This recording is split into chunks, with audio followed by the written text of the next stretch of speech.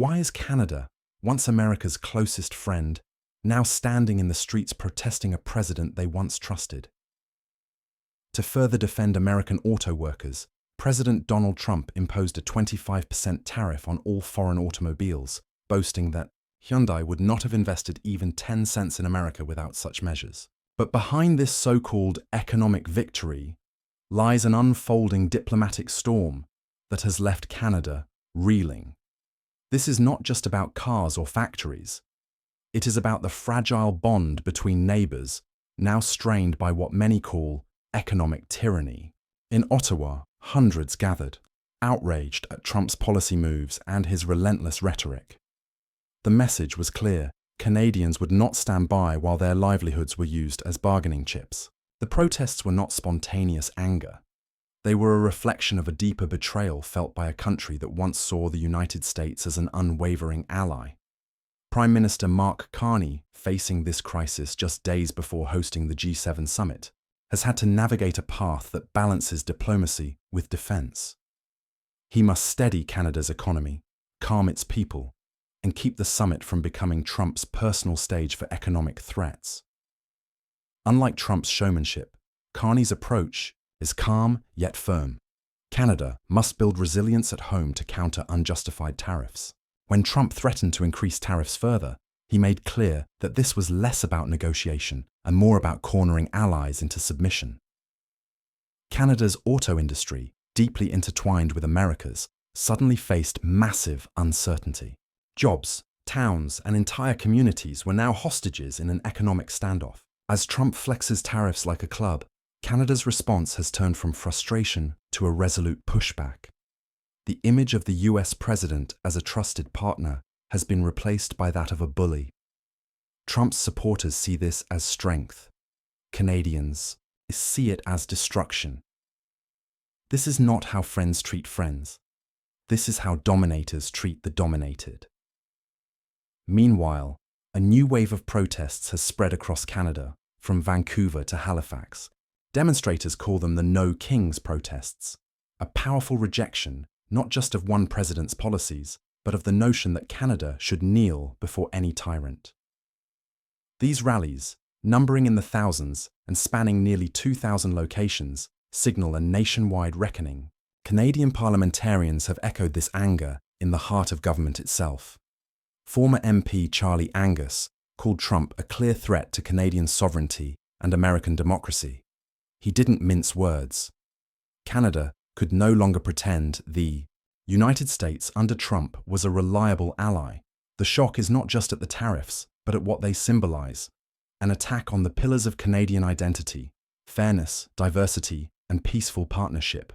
Yet Trump remains defiant, boasting about billions invested by automakers like Ford and Hyundai as proof that his trade tactics work. But Canadians see through this facade. These investments are not signs of faith in Trump's vision, but attempts by companies to avoid punishment. This is economic blackmail parading as policy success. Trump's actions are especially galling when compared to his approach to Russia. While allies like Canada face crushing tariffs, Russia remains largely untouched. This double standard exposes what many in Canada believe.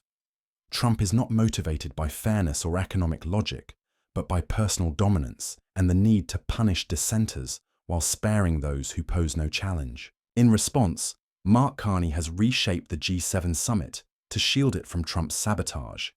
He has abandoned the traditional closing communiqué, the shared statement that once signified unity among world leaders, because he knows Trump would block it over issues like climate change and trade.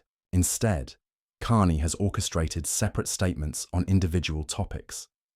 If Trump disagrees, he can opt out quietly, without derailing the entire summit. This move is not surrender. It is strategic containment. Carney is ensuring that Trump's disruptive theatrics do not hold progress hostage. By neutralizing the drama before it explodes, Canada protects not only itself, but the integrity of global cooperation. It's a diplomatic chess match, and Carney is playing to protect Canada's economic lifeline. The stakes are high. Canada's steel, aluminum, and auto industries are vital economic arteries. Trump's tariffs, climbing as high as 50% in some, cases strike at the heart of Canadian manufacturing towns.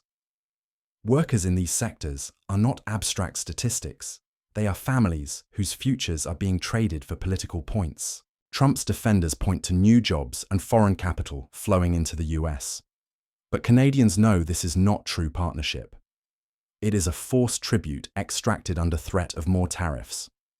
And all the while, no similar measures hit Russia, even as tensions rise globally.